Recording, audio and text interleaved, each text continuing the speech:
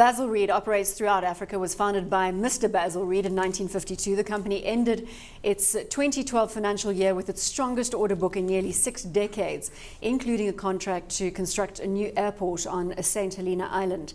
Basil Read has a market cap of 1.2 billion rand, a price to earnings ratio of 10.7, currently paying no dividend.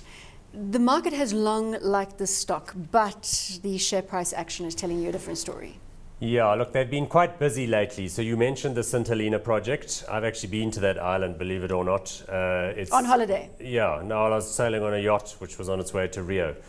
It's a fantastic little place, and they're now going to build an airstrip. Why? Because the Brits want to have an advanced airbase so that they can support the Falklands in case Argentina attacks. Anyway, that's just detail. In addition to that, Basil Read bought and then sold that engineering company called TWP for like hundreds of millions of rands. Interesting that they bought it and then sold it, but they got a good price to a UK-based consulting firm. They're also very big in these housing developments, you know, like Cosmo City out on the road towards Hartbeespoort. They're building a new one there, which is called Malibongwe something or other. Hundreds of millions of rands. And so again, quite nicely balanced group.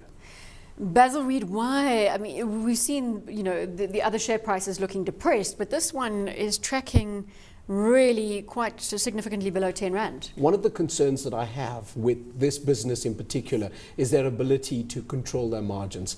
Their operating costs seem to spiral out of control in relation to turnover, and it really is a case of feast or famine. And so you see it in the share price. Currently, with a downturn in the sector and difficult times, they're not able to control their expenses and their operating costs, and so their earnings suffer greatly. And as you mentioned, the equalizer across the industry has been the unfair competition, but with them in particular, maybe it's a question of their size, but they're not able to perform as robustly as some of the other companies we're looking at. They're very local, Basil Read. Yes, look, St Helena is, yes. They also got a nice big mining business. So they're not local? No, well, I think the mines, like the ones in Botswana, is that local? I don't know. It's probably more just SADC. Call it local. It's SADC. Yeah. It's SADC. Yes, it's yes. Wilson Bailey Homes that is South Africa. Yeah, look, I mean, as far as Basil Read is concerned, I mean, nice expertise because they've been around as a long time. So the mining thing I mentioned, they're developing the pit at Zwaneng, which is the best diamond mine in the world, and also Venetia. They're developing an underground section at Venetia. So, you know, these are, again, projects that they're good at. They got a 65 million rand fine. That also was, that's what they got out of the lucky box.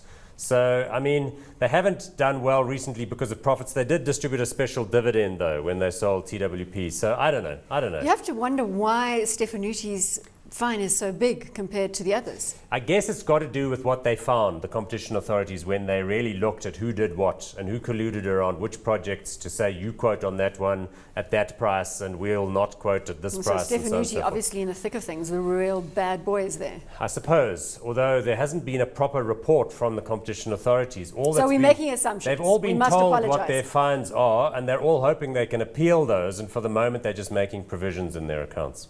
Hot or not on Basil Read, coming back to this one? I'm not.